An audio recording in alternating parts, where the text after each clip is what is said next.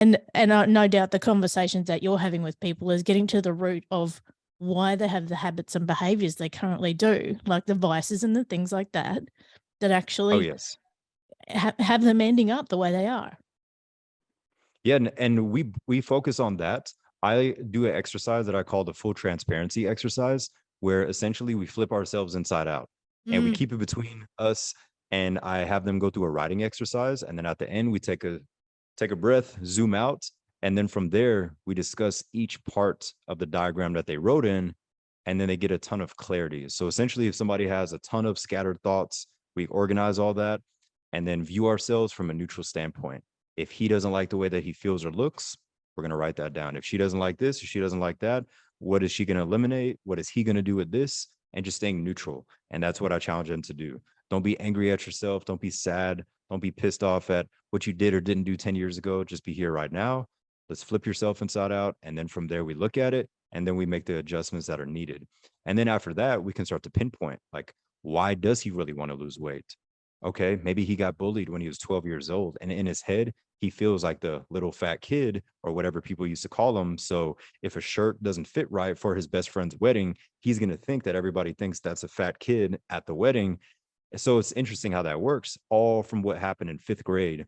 So a lot of people, they carry around those experiences or trauma or stress from the past that they don't really think about. But once they can pinpoint it, they're like, wow, I've been living in this body, but mentally I flip back into 10-year-old me or 15-year-old me, and I let that control me. And that's why I don't have a social life. So those are definitely my favorite things I like to dive deep on with clients is those one-on-one conversations. And then the workouts, those are just like an extra bonus. They're like, hey, my legs are sore. I haven't felt that in a while, but I woke up with a clear, calm mind. Like I don't remember last time I woke up with a calm mind. And those moments, I'm most fulfilled and happy because I can just sense it.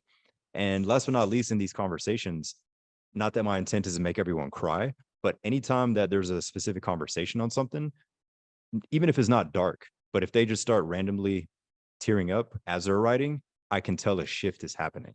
And the Mhm. intent is not before the call, like, let me make Jimmy cry today because we're going to make the change. But it just naturally happens because they gain clarity. And every time someone has more clarity on why this happened, where they are, or where they should go, they feel more in control. So it's like a release. And especially as men, we're Mm. told, oh, suck it up, alpha male, blah, blah, high value men, all the BS that's pushed on social media. But sometimes we just need a release to calm back down. So it's very interesting.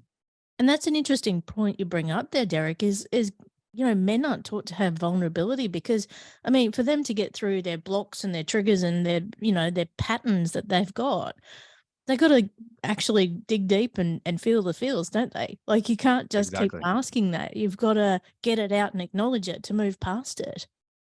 Oh, yes. And that's a big thing that I teach my male clients. Like I work with males and females, but I teach them what to do in those moments. So I have a thing that we call the 10-minute window. So the scenario could be something happened at work and somebody didn't do their part. And last minute, Jimmy has to handle everybody's workflow. And he's boiling because he has his own thing. And then his wife is calling him and somebody else. And then he's late for his best friend's birthday and he's about to just blow up. So the 10-minute window is, what does Jimmy do in that moment? Cuss everybody out, walk out, punch somebody, flip the desk over, or does he go to the bathroom and breathe, do a breathing technique? Maybe he goes to his car and visualizes or prays, or maybe he just goes to the car, grips the steering wheel, and just goes like and just releases it instead of releasing it on a person, goes back in. But the whole challenge is how quick can he come back up or maybe go back down with whatever situation is happening. So that would be the 10-minute window.